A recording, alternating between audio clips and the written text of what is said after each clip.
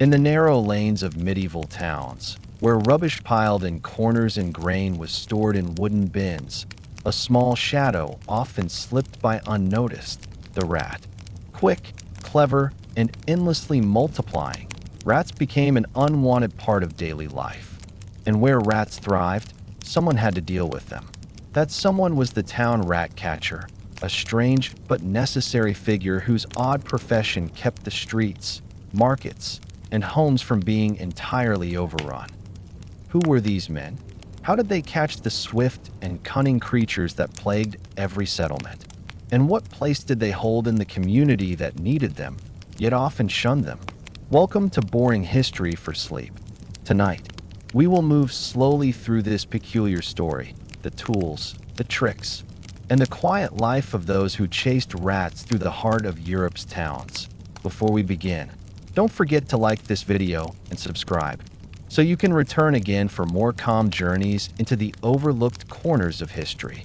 To understand the strange occupation of the rat catcher, we must first understand the world he lived in, a world where rats were not hidden intruders, but visible companions in daily life.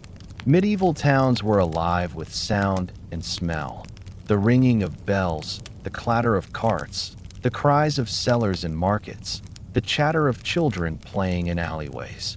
Yet beneath and among these familiar rhythms scurried another presence. Rats darted between walls, slipped under doors, and gnawed at the edges of sacks and storerooms. They were as much a part of the town as cats, dogs, or pigeons, though far less welcome. The physical structure of medieval towns made them perfect habitats. Streets were narrow, often barely wide enough for two carts to pass. Houses leaned close together, their upper stories nearly touching. Waste disposal was rudimentary. Refuse was tossed into gutters, chamber pots emptied into alleys, animal droppings left to dry in the sun.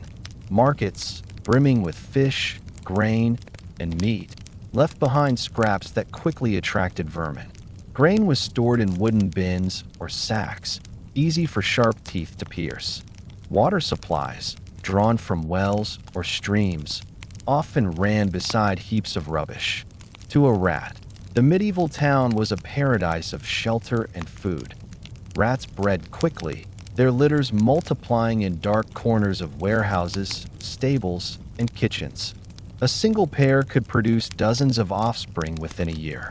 Families living in cramped wooden houses sometimes heard the scratching of claws above the ceiling or beneath the floor.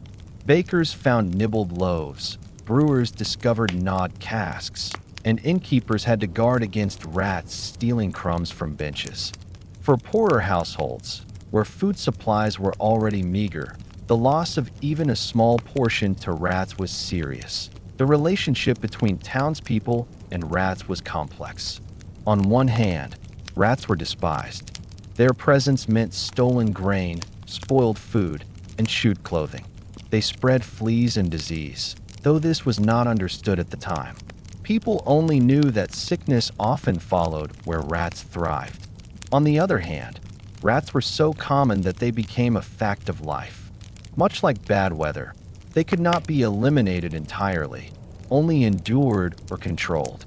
Children sometimes chased them for sport, while adults cursed them and set traps.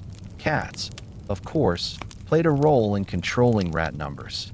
Many towns kept cats for precisely this reason, and they were often valued members of households, barns, and granaries.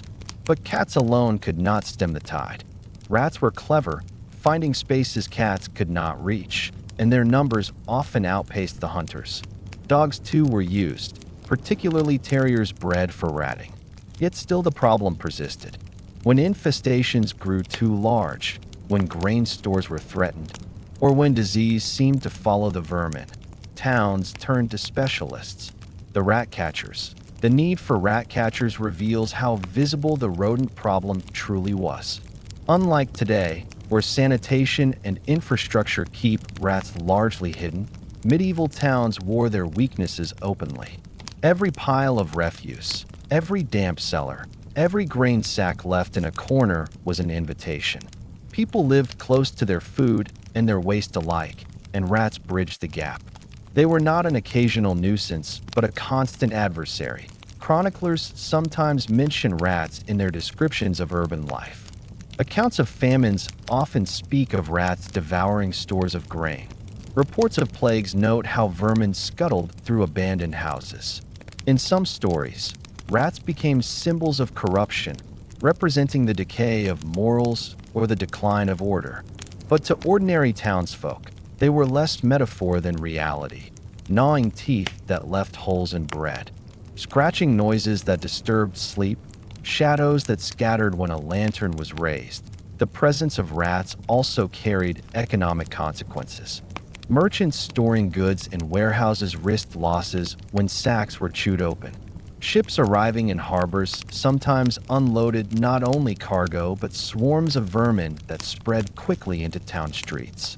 Bakers and brewers had to take constant precautions, not always successfully.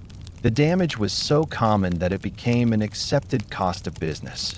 Yet for smaller traders and poorer families, even minor losses could mean hardship, making rat control essential. Social attitudes toward rats were shaped by this constant struggle. They were seen as dirty, destructive, and unwelcome, yet their persistence gave them a certain dark respect. People noted their cleverness, their ability to find food and survive in the harshest conditions. Some even believed rats carried messages or omens, their sudden appearance in large numbers a sign of misfortune. Folk tales turned them into tricksters, symbols of greed or cunning. Thus, rats lived not only in houses and barns, but also in the imagination of townspeople. Religious interpretations sometimes linked rats with sin or punishment. Just as locusts devoured crops in biblical plagues, so too did rats swarm through towns when people strayed from moral order, or so some preachers claimed. Such explanations may have added to the fear, but they did little to solve the problem. Practical measures were always needed, and this is where the town rat catcher came into play. The life of the medieval town, then, was inseparable from the life of rats. Their presence shaped diets, economies, fears, and even stories. They scurried in the shadows of markets, gnawed in the silence of night, and darted through the corners of every household. To live in a medieval town was to share space, unwillingly, with rats. And it was in this shared, uneasy coexistence that the peculiar figure of the rat catcher found his purpose. He was called when infestations grew too large, when the scratching in walls grew too loud, when merchants feared for their grain, or when townsfolk whispered of sickness following the vermin. His tools, his tricks, and his reputation made him both necessary and unsettling. But before we explore his craft, we must remember, his work existed only because rats were everywhere, shaping the daily lives of medieval towns.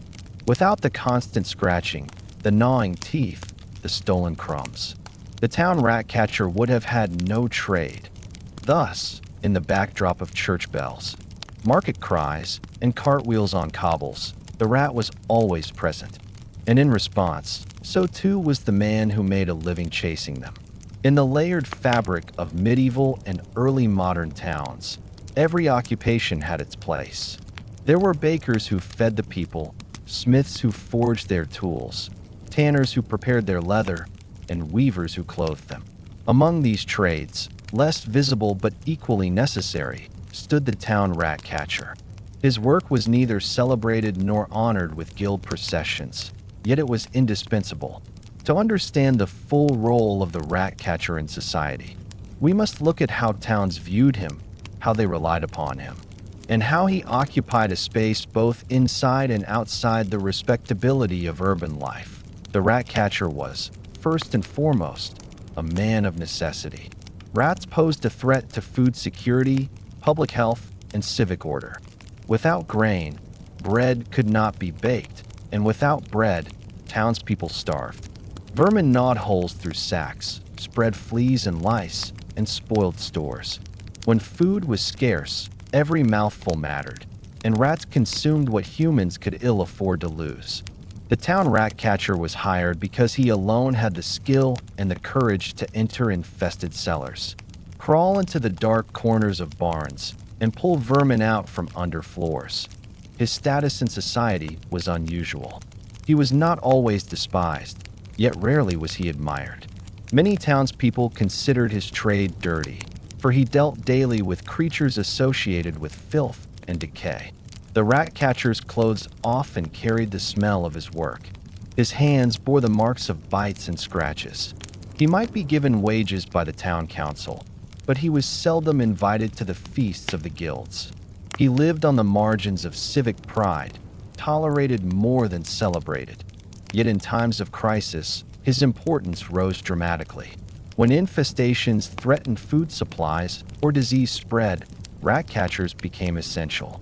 Merchants whose warehouses were plagued with vermin called on him urgently. Councils who feared public unrest paid him handsomely to bring back evidence of his success, sacks of dead rats displayed as proof of his labor. In such moments, the rat catcher shifted from marginal figure to unlikely guardian of the town's survival. The rat catcher also embodied a paradox, both reviled and relied upon. People distrusted him because of the creatures he handled, yet they depended on him to keep those same creatures in check. He was a liminal character, walking between the ordinary life of the town and the shadowed spaces of filth where others would not go. In this sense, he resembled other low-status yet necessary workers, such as executioners, gravediggers, or tanners. His work was needed but not celebrated, essential but socially awkward. Because rats spread quickly, the rat catcher's role often extended beyond individual households. He worked in granaries, docks, and markets, the lifelines of towns. Grain brought in by ship or cart could introduce new infestations, so councils sometimes employed rat catchers to inspect cargo and protect civic stores.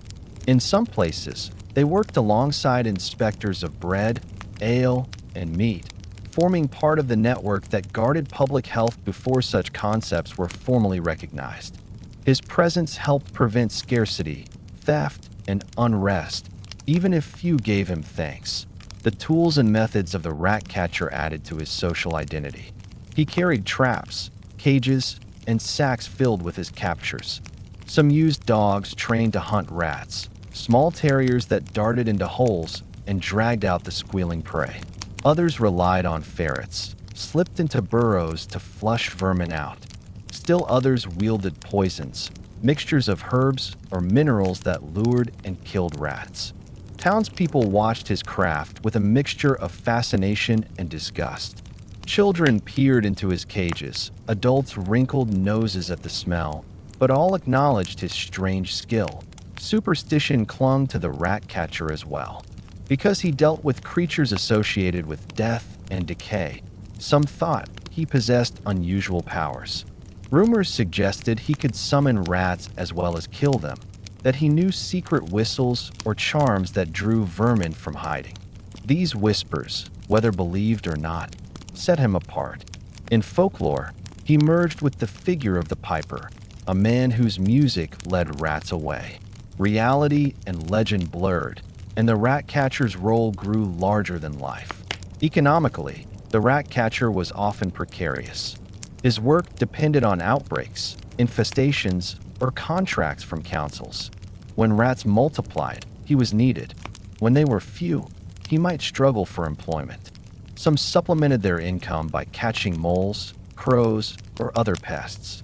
Others sold the skins of rats for use in trimming cheap garments, or even sold live rats for baiting dogs in taverns. Such practices reinforced the sense that his trade was unsavory, hovering near the edges of respectability. Yet in spite of all this, the rat catcher's role was bound up with survival.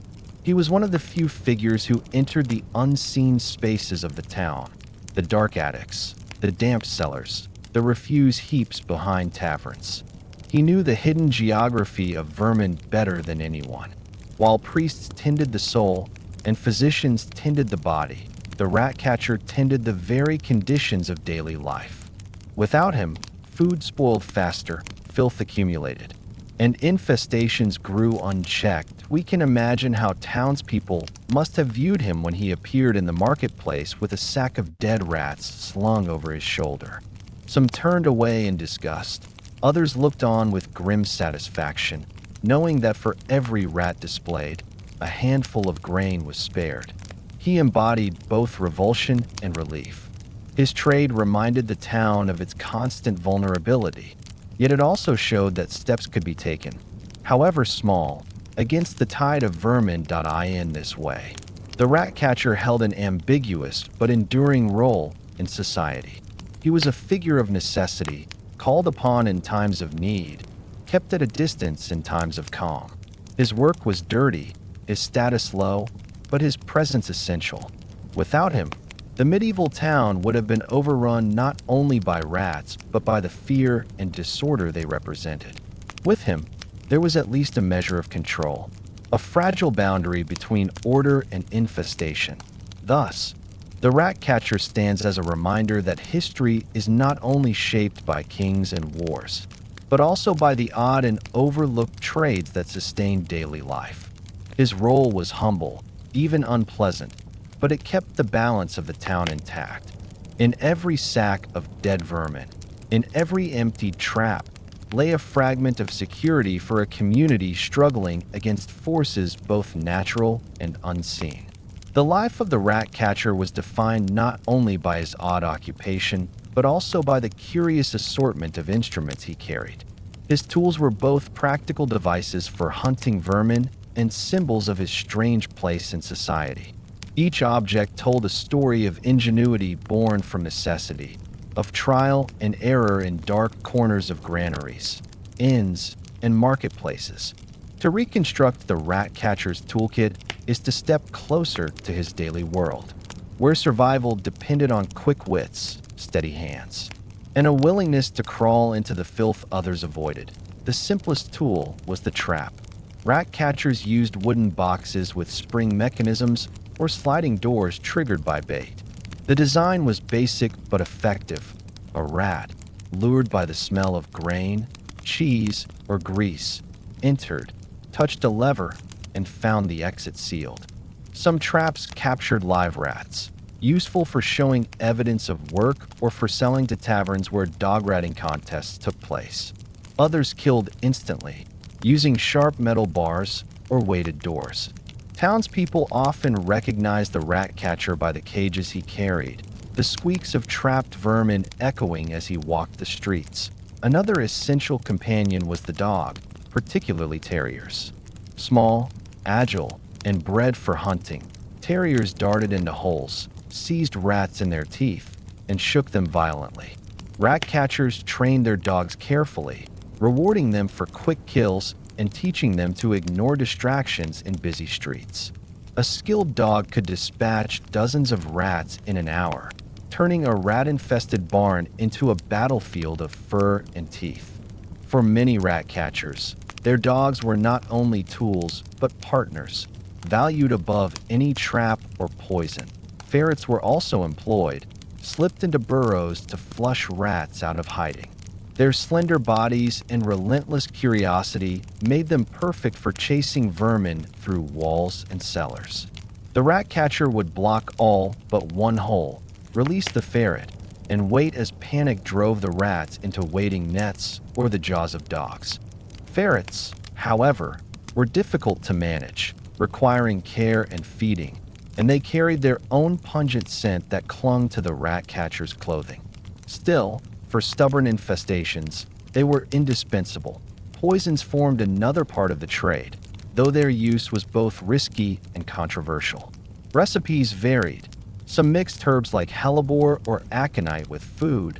Others used mineral substances such as arsenic or quicklime. These poisons killed rats effectively, but could also endanger pets, livestock, or even children. Town councils sometimes banned certain poisons, fearing accidents. Yet in desperate times, when infestations threatened famine, rat catchers employed whatever worked. The preparation and application of poison gave them an aura of dangerous knowledge, further setting them apart from ordinary townsfolk. The rat catcher's sack was a tool in itself. Made of coarse cloth or leather, it was used to carry traps, display captured rats, or transport ferrets. Its smell was notorious, a mix of straw, fur, and decay. Some rat catchers wore belts with hooks and loops from which hung cages, knives, or small nets. Their appearance, laden with tools and animals, made them unmistakable figures in the marketplace, a traveling arsenal against vermin. The cane or stick was both weapon and symbol, used to prod into holes, strike at fleeing rats, or control dogs. It was also a sign of authority, much like the staff of a plague doctor. Some sticks were sharpened at the end for stabbing, others fitted with hooks for lifting boards. In taverns or markets, the rat catcher's stick also served as defense, for not everyone welcomed his presence. His trade carried stigma, and the smell of his sacks often made him unwelcome company. Yet the stick marked him as a man apart, equipped for both vermin and confrontation. Notebooks and tallies, though less glamorous, were also tools of the trade. Many towns required evidence of work, counts of rats caught, lists of houses treated, or records of payments. Some rat catchers prided themselves on detailed notes, sketching trap designs, or recording which baits proved most effective. These humble documents, when they survive, give us glimpses into the practical knowledge of men whose craft was otherwise rarely written down. The rat catcher's tools extended beyond objects to his senses and skills. Sharp hearing to detect scratching in walls, patience to wait silently by a burrow, quick reflexes to seize a fleeing rat. All were as essential as cages or poisons. His nose became attuned to the smell of infestation, his eyes trained to notice droppings or gnaw marks. These human tools, honed by experience, gave him an edge where others saw only shadows. Public displays of his tools reinforced his reputation. In some towns, rat catchers were required to show the bodies of the rats they had killed, dumping them in piles before officials as proof of service. Their sacks spilled onto the cobblestones, a grim but necessary accounting. Crowds gathered, children pointed, merchants nodded with relief. These displays were both evidence and theater, the rat catcher demonstrating his power over vermin with tools as his props that, of course, the tools did not make the man welcome. The smell of his sacks, the sight of bloodied dogs, the rumors of poison, these made him a figure both needed and shunned. Yet his toolkit symbolized his craft. Each object spoke of resourcefulness, of a life lived in alleys and cellars, of work that touched the hidden underbelly of the town.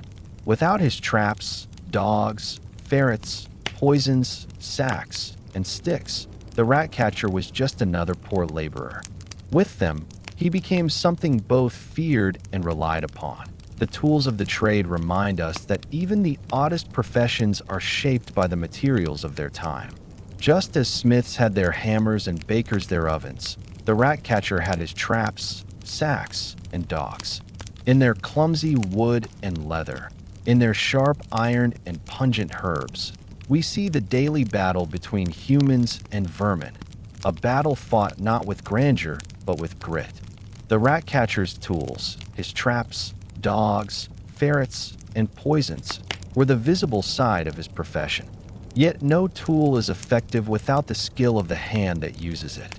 What truly set the rat catcher apart were the tricks he learned through long experience, the methods of luring, the rhythms of patience, the uncanny knowledge of where vermin lived and how they moved. These tricks, half science and half instinct, were the heart of his trade. Without them, the tools were little more than wood, iron, and fur. One of the most important tricks was baiting. Rats were clever and cautious, avoiding unfamiliar scents. A trap left untouched in a barn was useless unless it tempted the vermin inside. Rat catchers learned to smear traps with grease or fat, disguising the smell of human hands. They experimented with baits, crumbs of bread, bits of dried fish, cheese rind, or even roasted grain. Some swore by the use of rancid butter, others by dripping a trail of oil that led into the trap. The art was not in setting the mechanism, but in convincing the rat to trust it. Patience was another essential trick. Rats seldom rushed headlong into danger. They tested new objects with cautious nibbles, circling before committing. A skilled rat catcher might leave a trap unset for several nights, letting rats grow accustomed to feeding inside.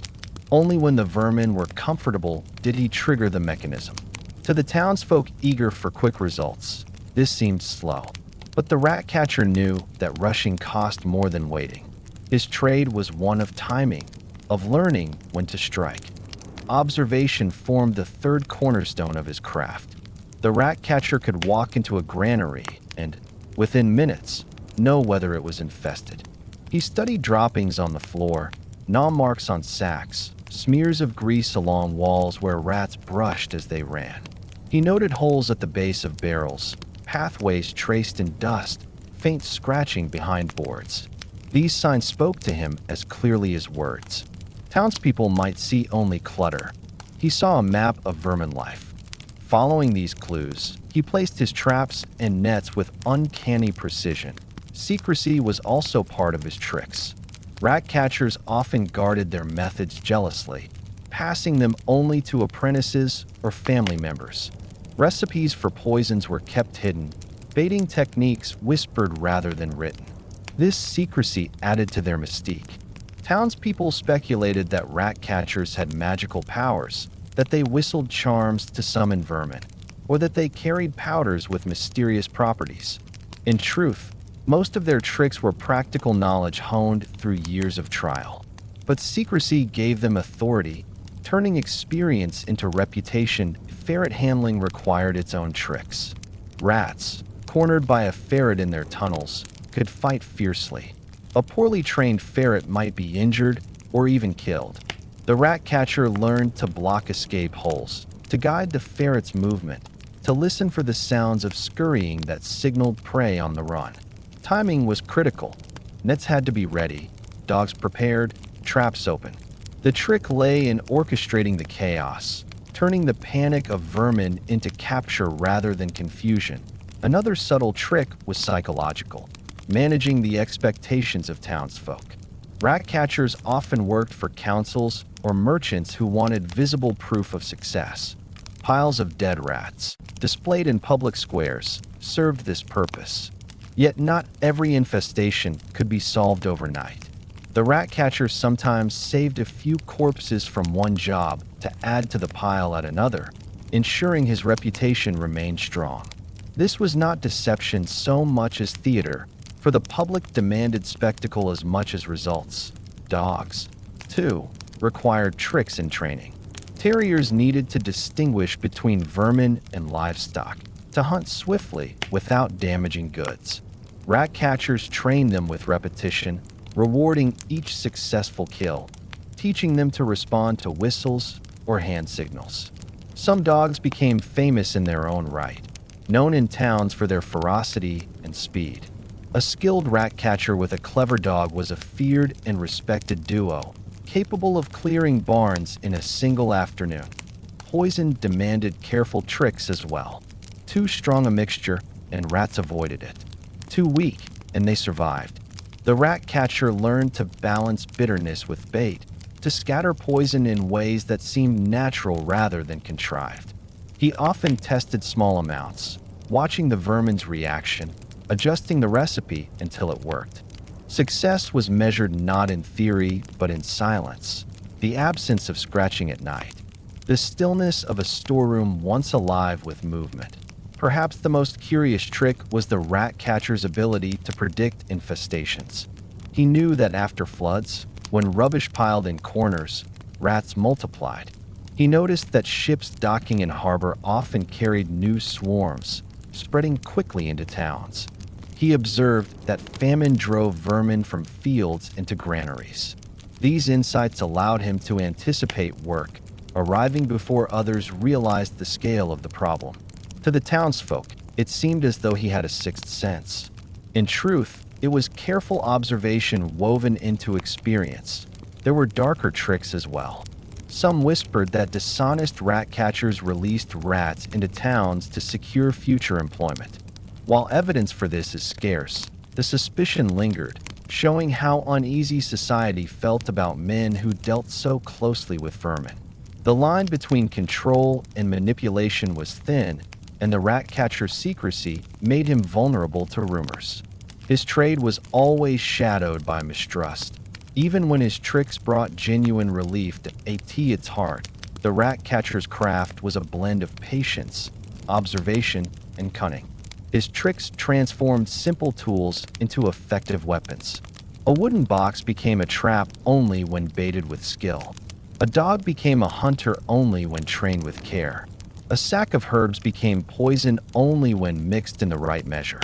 These tricks were not written in books, not taught in schools, but lived in the hands and minds of men who made their living in shadows. The towns that hired rat catchers may not have understood the details of these tricks, but they respected their results. When granaries grew quiet, when markets lost the sound of scurrying feet, when children slept without scratching noises in the walls, people gave grudging thanks.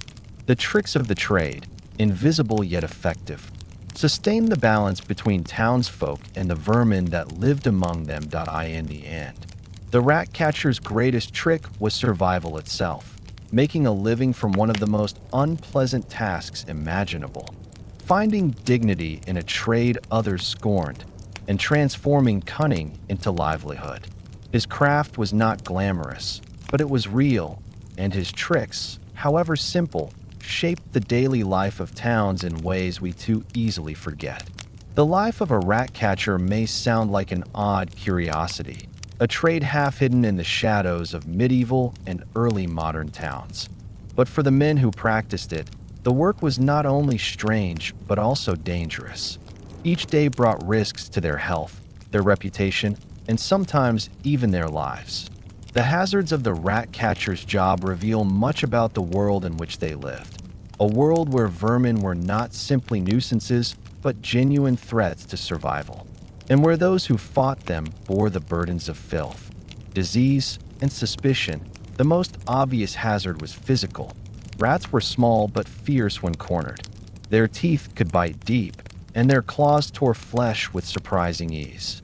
A single rat was bad enough, but infestations often meant dozens or even hundreds in a confined space. A rat catcher reaching into a burrow, overturning a sack of grain, or prying up floorboards risked sudden swarms rushing out in panic. In such moments, the air filled with squealing and the floor seemed to ripple with movement. Rats leapt at hands, legs, even faces. Bites were frequent, scratches unavoidable, and infections common. In an age without antibiotics, even a small wound could fester, swelling painfully and sometimes leading to death. Beyond bites, there were the diseases rats carried. Though medieval and early modern townspeople did not know about bacteria, they recognized that vermin and illness were often linked. Fleas that lived on rats transmitted plague, and lice carried fevers. Rat catchers, constantly handling their prey, were exposed daily. Their clothes absorbed the smell of vermin. Their skin bore the marks of infestations. Some tried to protect themselves with gloves, vinegar washes, or smoke, but these were imperfect defenses. To be a rat catcher was to live with constant risk of sickness, a danger that claimed many quietly, without record. The hazards were not only bodily, but also environmental. Rat catchers worked in places few others dared enter: damp cellars, refuse heaps, dark attics, abandoned houses. These spaces were filled with mold, rot, and foul air. The floors were slick with waste, the walls unstable. A misstep could mean a fall, a collapse, or injury from hidden nails and splinters. Fires and lanterns added their own risks, for in dark barns filled with hay, one careless spark could cause disaster. In chasing rats, the rat catcher walked daily through the filthiest corners of his town. His dogs and ferrets, though invaluable allies, carried hazards of their own. Dogs could be injured in the hunt, bitten or scratched as they seized vermin. Ferrets could turn on their masters if handled roughly or neglected. A rat catcher who relied too heavily on his animals risked losing them in moments of chaos. Training required care, and mishandling often led to wounds. The bond between man and beast was strong, but it was also fraught with dangers shared in the hunt. The use of poisons presented further hazards. Arsenic, quicklime, and other substances could kill rats, but they could also kill humans if misapplied. Rat catchers mixing their powders often inhaled fumes, spilled onto their skin, or carried traces back to their homes. Accidental poisonings were not uncommon, whether of pets, livestock, or children who discovered bait. Councils sometimes punished rat catchers for such accidents, blaming them for carelessness or negligence. Thus, every use of poison balanced effectiveness with danger, not only for the rats, but for the entire community. Social hazards were equally real. The rat catcher's trade placed him on the margins of respectability. Townspeople needed his skills, but looked down upon his work. He was associated with filth, disease, and death. Children mocked him, adults avoided his company, and guilds rarely welcomed him. Suspicion sometimes turned to hostility. If illness spread despite his efforts, he could be accused of failure, or worse, of causing the problem himself. Whispers circulated that rat catchers released vermin to ensure future employment, that their secret whistles summoned rats as easily as they drove them away. Whether true or not, such rumors damaged reputations and sometimes put men at risk of violence. Economic hazards added to the strain. Rat catchers often worked by contract, paid per head of vermin caught or per job completed. If rats evaded their traps, their income faltered. Bad seasons of famine or war meant fewer payments and greater risks. Some tried to supplement earnings by selling rat skins or providing live rats for dog baiting contests. But these side trades were themselves dangerous, drawing criticism or exposing them further to disease. Poverty was a constant shadow, and many rat catchers lived hand to mouth, their lives as precarious as those they hunted. The emotional hazards of the trade must not be overlooked. To spend one's days among filth and vermin, to hear the constant squeals of rats, to smell their stench, and to know that most townspeople shunned you. This weighed heavily. Rat catchers lived with isolation, their reputations marked by disgust. Even when successful, their victories were quiet, quickly forgotten, overshadowed by the endless tide of vermin that always returned. The psychological toll of fighting an unending battle, one never fully won, left many weary and hardened. Yet perhaps the greatest hazard was invisibility. Unlike craftsmen who left behind durable products, iron tools, woven cloth, carved wood, the rat catcher left no tangible legacy. His work was measured in absences, the grain not eaten, the food not spoiled, the rats not seen. When he succeeded, he was forgotten. When he failed, he was blamed. To live in such a trade was to accept thanklessness as part of one's lot. Despite these hazards, men continued to take up the trade. Some were born into it, apprenticing under fathers or uncles. Others turned to it out of desperation, finding in vermin a livelihood no one else desired.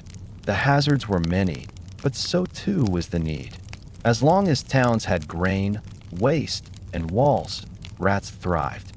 And as long as rats thrived, someone had to chase them, no matter the danger. The hazards of the rat catcher's job, then, reflect more than his personal struggles.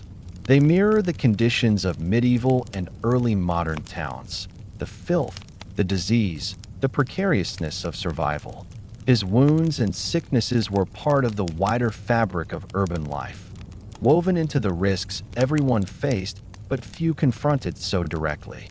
By enduring them, the rat catcher carried burdens on behalf of his community, though seldom thanked, often mistrusted, and always at risk. In this way, his hazards were not only personal but civic. Each bite, each scratch, each rumor borne against him was part of the price society paid for the uneasy coexistence with vermin. His trade may seem odd, even grotesque, but it was born from necessity, and its dangers remind us of the fragility of urban life in an age without modern sanitation.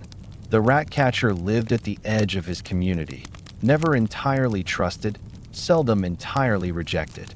His trade placed him among vermin, and so, in the eyes of his neighbors, part of that shadow clung to him as well.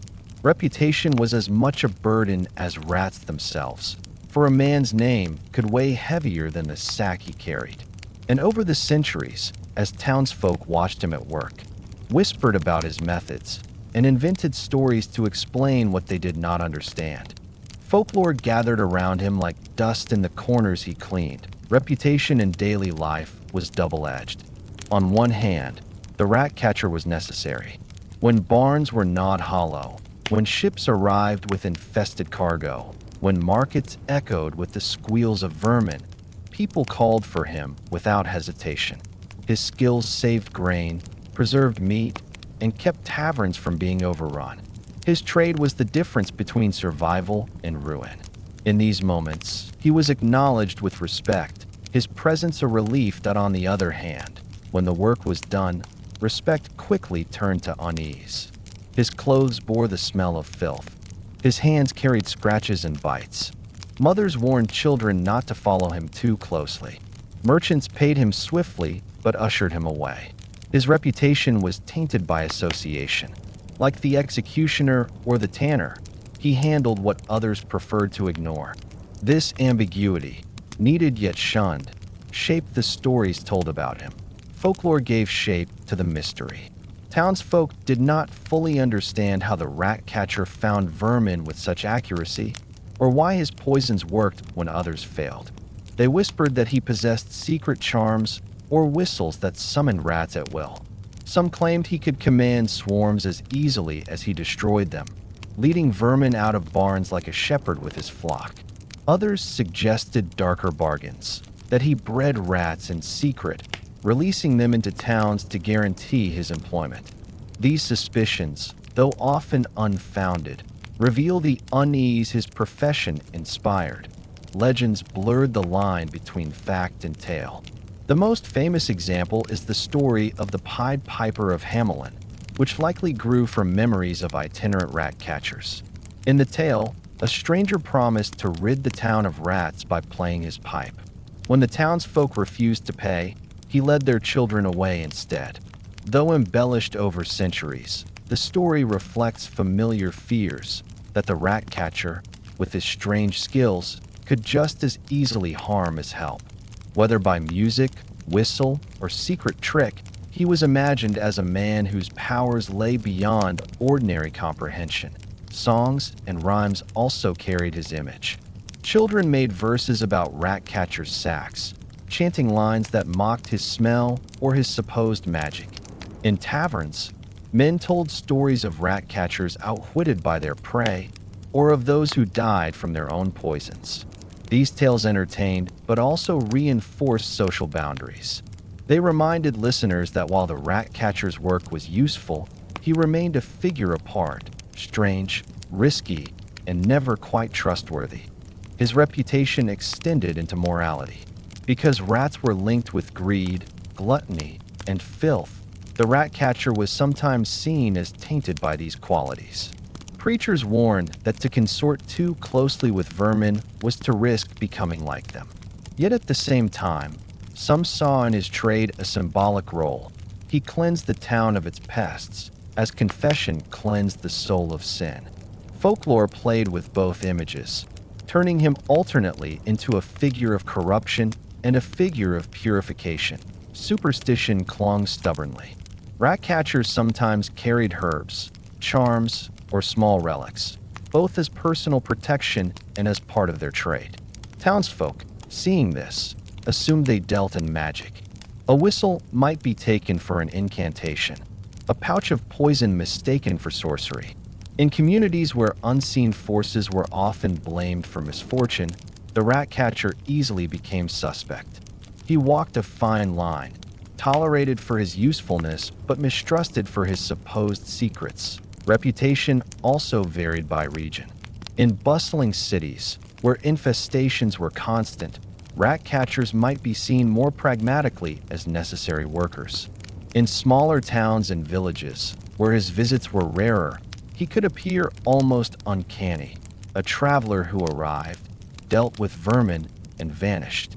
In such places, folklore flourished most vividly, filling gaps in knowledge with invention. The less people saw of his daily labor, the more mysterious it seemed. Even when not shaped by legend, his reputation was colored by spectacle. Public displays of dead rats, poured from sacks onto cobblestones, were both proof of service and performance. Crowds gathered, children stared, merchants calculated savings, and in that moment the rat catcher stood in the center of attention. Yet once the bodies were counted, the spectacle ended, and with it any respect. The man who had been briefly celebrated returned to his usual place at the margins, carrying away his sacks and his odor. Over generations, this pattern left its mark.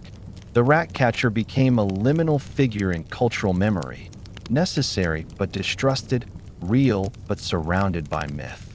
His reputation was shaped as much by stories as by reality, his trade woven into folklore until the man and the myth could not be separated. He was imagined as trickster, sorcerer, hero, villain, whatever role the community needed to explain its unease that I in the end. The folklore of the rat catcher tells us less about the man himself than about the society that created it. Towns needed to make sense of the strange figure who walked their alleys with sacks and ferrets, who dealt daily with vermin yet claimed to control them. Stories gave shape to uncertainty, turning suspicion into tale, unease into rhyme. And so the rat catcher lives on, not only in the records of councils who paid his wages, but in the whispers and legends of ordinary people who never quite knew whether to thank him or fear him. Though most rat catchers lived and died in obscurity, their names quickly forgotten once their sacks were emptied and their contracts ended. A few became the subjects of story, memory, and legend. Some gained fame because their skills were extraordinary, others because their failures were dramatic, and still others because folklore transformed them into larger-than-life figures. To explore these tales is to glimpse how society remembered its oddest servants, with exaggeration, with suspicion, and sometimes with admiration. Perhaps the most enduring legend connected to rat catchers is the tale of the Pied Piper of Hamelin. First recorded in the late Middle Ages, the story tells of a stranger who arrived in the German town of Hamelin, promising to rid it of rats. With the music of his pipe, he lured vermin from houses and cellars, leading them to the river where they drowned. When the townspeople refused to pay, he turned his music on their children, who followed him away, never to return. Over centuries, the tale grew into myth, retold in poems, songs, and children's books. The Pied Piper was not a real rat catcher in the sense of traps and poisons, but the story reflects deep cultural anxieties. Townspeople feared that the rat catcher's mysterious skills could as easily be turned against them as for them. They respected his ability to banish vermin, but mistrusted the secrets of how it was done. The legend distilled that unease into narrative. The man who removed pests could remove children too. Thus, one of the world's most famous folktales reveals the tension between gratitude and suspicion that always surrounded the profession. Other names surface in fragments of history. In 17th century London, a rat catcher named Jack Black became notorious for his flamboyant style. Dressed in a showman's coat, with a belt full of cages and ferrets, he worked not only in cellars and warehouses, but also in public exhibitions. He sold live rats for sporting contests, where terriers were pitted against dozens of vermin before tavern audiences. His reputation spread through gossip and print, making him more than a tradesman. He was a performer, turning pest control into spectacle. His life blurred the line between necessity and entertainment, a reminder that some rat catchers sought fame as well as survival done on the continent. Records tell of itinerant rat catchers who traveled from town to town, their reputation preceding them. In France, certain men were said to possess secret powders that drove rats from barns overnight. In Italy, stories circulated of rat catchers who worked with trained cats and dogs in coordinated hunts, parading their animals through streets like small armies. These tales may have been embellished, but they show how skill in the trade could elevate a man's status from marginal laborer to figure of renown. Some legends carry a darker tone.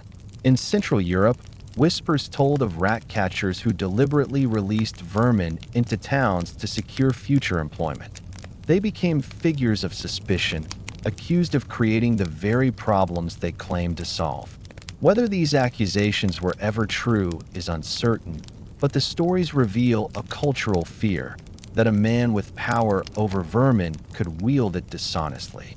The idea that a rat catcher might secretly command swarms gave him an almost sorcerous image, blending reality with superstition that in rural folklore. Rat catchers sometimes became trickster figures. Stories describe them outwitting greedy landlords by turning rats loose in barns, or winning wagers by clearing houses in impossible times. In such tales, they were not villains but clever commoners, using their knowledge of vermin to humble the powerful. These legends echo broader traditions of folk heroes who survived through cunning rather than strength, reflecting admiration for the odd but resourceful tradesmen. Even failures became part of their fame. Chronicles mention occasions when rat catchers promised too much, claiming to rid a town of all vermin, only for rats to return in force weeks later. Such men were mocked, their reputations destroyed, their names remembered in jest. These failures reinforced the sense that rat catchers walked a precarious line between miracle worker and charlatan. Their fame always fragile that by the 18th and 19th centuries. As cities grew and sanitation improved, the figure of the rat catcher began to change. Newspapers occasionally published stories of men who cleared entire ships of vermin or who claimed to know secret poisons. Some were celebrated as curiosities, their portraits engraved alongside their dogs and tools. Others became comic characters in plays and pamphlets, exaggerated into grotesque figures whose sacks overflowed endlessly. The legends shifted with the times, but the fascination remained. What unites these stories, whether of the Pied Piper, Jack Black, itinerant Frenchman, or nameless tricksters, is the sense that the rat catcher was never ordinary. His work was too strange, too close to the filth others avoided, too wrapped in secrecy to leave him a simple tradesman. Folklore inflated him into villain, hero, or magician, depending on what society needed to express. In this way, rat catchers achieved a kind of fame that outlasted their lives, living on in tales long after the last sack of vermin was emptied.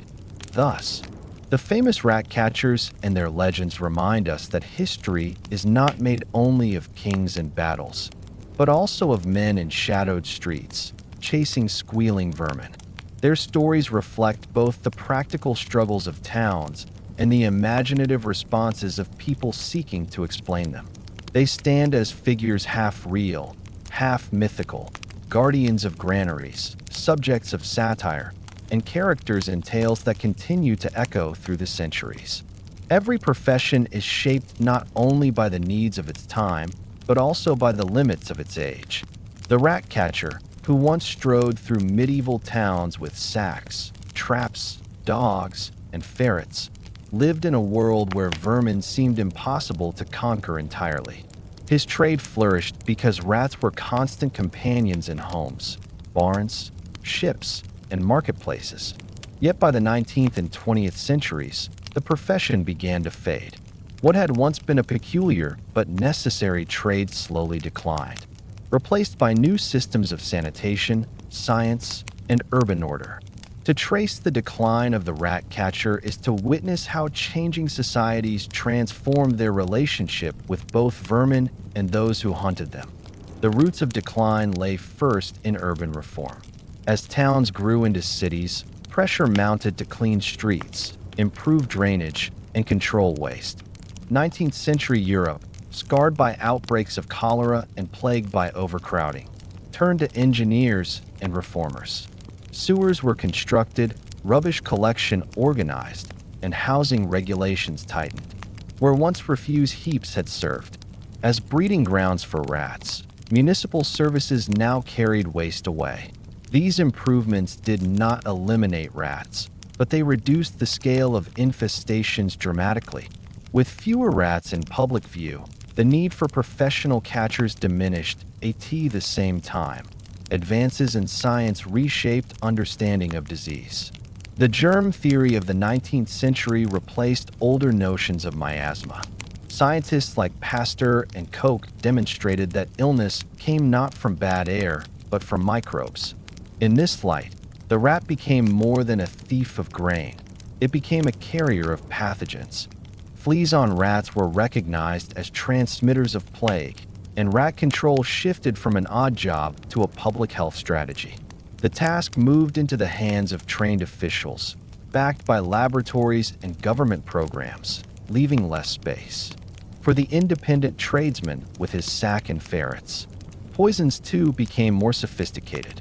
Where medieval rat catchers had relied on crude mixtures of herbs and minerals, modern chemistry provided potent rodenticides. Arsenic was refined, strychnine employed, and later compounds developed that could be spread across wide areas. These substances, dangerous though they were, offered a level of efficiency no single rat catcher could match. Municipal authorities preferred to hire teams armed with poison rather than rely on individuals. The craft knowledge of baiting and trapping, once closely guarded secrets, was increasingly replaced by chemical solutions. The rise of professional pest control companies accelerated the decline. By the late 19th century, businesses advertised their services in newspapers, promising efficient, modern, and scientific eradication of vermin. These firms employed workers trained in uniform methods, offering guarantees that itinerant rat catchers could not. The image of the lone man with a sack gave way to the office with contracts, invoices, and printed pamphlets. Pest control became an industry rather than a craft, and with that shift, the figure of the traditional rat catcher began to vanish. Social attitudes played their part. In earlier centuries, the rat catcher had always carried stigma, tolerated but never embraced. As cities sought to present themselves as modern, respectable, and orderly, such figures no longer fit the image. A man reeking of vermin, carrying cages of squealing rats, seemed an embarrassment rather than a civic necessity. He belonged to a dirtier past that reformers wanted to leave behind. The decline of his trade was therefore not only practical but also symbolic, a marker of urban progress, proof that filth and disorder were being conquered. Entertainment, once a sideline of the rat catcher, also fell away. Dog ratting contests in taverns, where terriers killed vermin for sport, were increasingly condemned as cruel and unsanitary. Laws against animal baiting, passed in the 19th century, stripped rat catchers of an additional source of income and spectacle. Without this public display, their visibility diminished further, and their role shrank quietly into obscurity. The industrial age brought new challenges that further marginalized the rat catcher. Ships and railways carried vermin faster and farther than ever before, requiring coordinated control measures at ports and stations. National governments, not local rat catchers, took responsibility for these problems. Campaigns against plague in Asia, against rodents in grain depots, and against infestations in cities relied on officials with budgets and authority. The lone tradesman, once the hero of alleys and barns, had little place in this bureaucratic order. By the early 20th century, the rat catcher had largely disappeared as a formal occupation. His tools, wooden traps, ferrets, sacks, were replaced by mass-produced devices, poisons, and municipal workers. Where he survived, it was often As a curiosity in rural areas, a man who kept up the old ways more from tradition than necessity. Occasionally, his figure appeared in newspapers or novels, remembered as a relic of a dirtier past. But as cities grew cleaner and science advanced, his profession dwindled into memory. Yet decline did not mean erasure. The image of the rat catcher lingered in folklore, literature, and popular culture. The Pied Piper story, already centuries old, continued to be retold in new forms, ensuring that the figure of the man who dealt with rats never entirely vanished. In children's books, songs, and plays, the rat catcher survived as legend even as his real trade disappeared. His odd place in memory reflects both nostalgia for a vanished world and fascination with the grotesque. The decline of the rat catcher reminds us that history is shaped by change as much as by continuity. His disappearance was not sudden but gradual, stretched across centuries as cities cleaned themselves, science advanced, and society redefined respectability. What was once necessary became outdated. What was once tolerated became unacceptable. Yet in that process, the rat catcher left behind more than dead vermin. He left behind a memory of how people once lived in closer company with filth, how they relied on odd trades to preserve their fragile order, and how progress gradually shifted the boundaries of necessity. Thus, the story of the rat catcher's decline is not one of failure, but of transformation. His trade faded because society changed, because urban life became less hospitable to vermin and less tolerant of the men who hunted them. The decline marks a victory of sorts: cleaner streets, healthier towns, fewer infestations. But it also leaves a gap in memory, a reminder that the odd jobs of the past were once essential, and that behind every change in society lie the forgotten labors of men who worked in shadows. By the time the traditional rat catcher's trade had declined, his figure had already escaped the limits of daily life and entered the realm of memory. No longer a man trudging through damp cellars with ferrets and sacks, he became instead a character in stories, songs, and recollections. His profession, once so practical and dirty, transformed into something symbolic, remembered less for what it achieved than for what it represented. Folklore had shaped him for centuries, and when the trade itself faded, memory carried him forward. Folklore had always surrounded the rat catcher. Townspeople, uncertain of how he managed his craft, filled gaps in knowledge with stories of whistles that summoned vermin or powders that drove them away. His sack became an object of curiosity, his ferrets creatures of superstition. When he vanished from streets, those stories did not vanish with him. Instead, they grew stronger, polished in retelling, passed from parents to children as glimpses of a vanished world. Memory worked in layers. In some families, recollections of real encounters with rat catchers lingered. Grandparents recalled the smell of his bag, the squealing of his trapped vermin, the quick snap of his traps. These memories, carried across generations, kept the figure alive in small ways. At the same time, written accounts, contracts, chronicles, pamphlets preserved traces of his labor, giving later historians material from which to reconstruct his role. Between oral tales and written fragments, the rat catcher lived on, half real and half imagined. Folklore often exaggerated his powers. The Pied Piper story, though only loosely connected to real rat catchers, became one of the most famous folktales of Europe. Its themes of betrayal, punishment, and uncanny skill captured the fears people had long held toward men who dealt with vermin. The rat catcher became not just a tradesman, but a trickster, a magician, a figure capable of commanding creatures beyond the control of ordinary people. The story spread across languages, shaping how countless generations imagined the profession. Literature further expanded his memory. In 19th century England, writers described flamboyant figures like Jack Black, who styled himself as rat catcher to Queen Victoria. His colorful clothing, his trained dogs, and his theatrical hunts turned the profession into spectacle.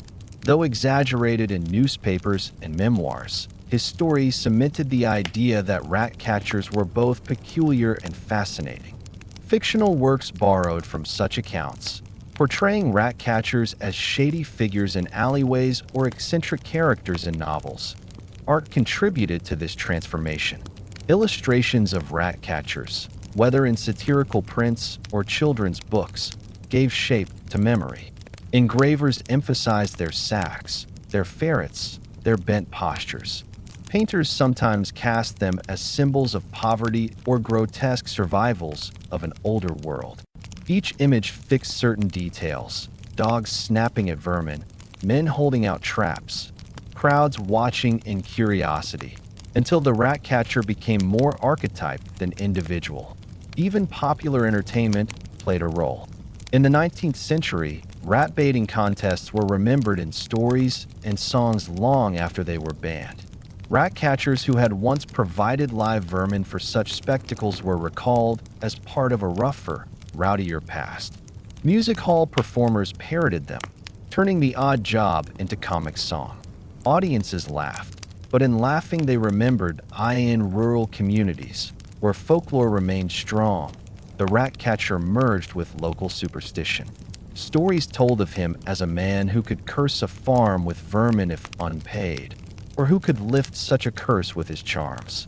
These tales may have had little basis in fact, but they reveal how memory absorbed the rat catcher into older traditions of cunning men, hedge wizards, and tricksters. By the 20th century, when few had ever seen a real rat catcher at work, these folkloric versions were often the only ones people knew.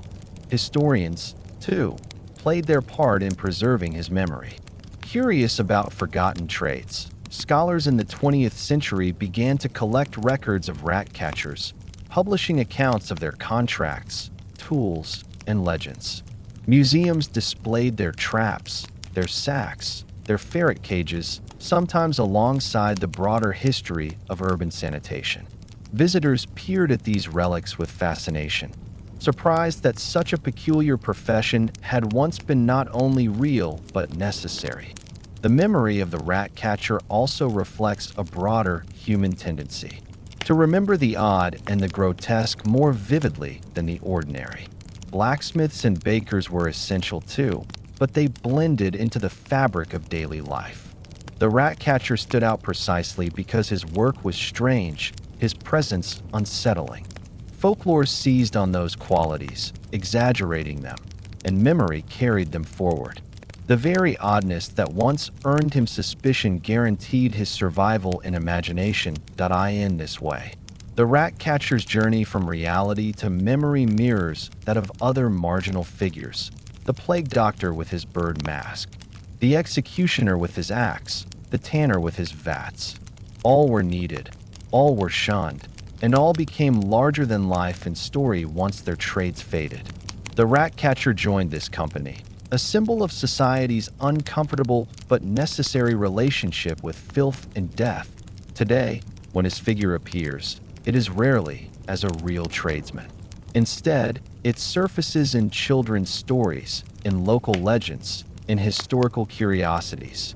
His memory is more symbolic than practical, reminding us of a time when urban life was more precarious, when survival depended on odd jobs carried out in shadows. From folklore to memory, the rat catcher persists, not in streets filled with squeals, but in the quiet corners of cultural imagination. Thus, his decline did not erase him. Instead, it transformed him. No longer a man with traps and dogs, he became a memory with meaning. His trade, once grim and uncelebrated, survives now as a reminder of resilience, of ingenuity, and of the strange ways society has always coped with the vermin that lived beside it. The rat catcher was never a celebrated figure, yet his shadow fell across every medieval and early modern town. With his sack, his ferrets, his dogs, and his traps, he entered the corners of life others avoided. His work was dirty, his reputation uneasy, and yet without him, vermin would have consumed grain, spoiled food, and spread fear unchecked. He was both needed and shunned, a man whose labor left no monuments, but whose presence shaped the survival of communities. Over time, his trade declined as sanitation improved, science advanced, and cities reshaped themselves. Yet the memory of the rat catcher did not vanish. Instead, it slipped into folklore, legend, and story. From the grim spectacle of piled rats in town squares to the haunting tale of the Pied Piper, his image endured.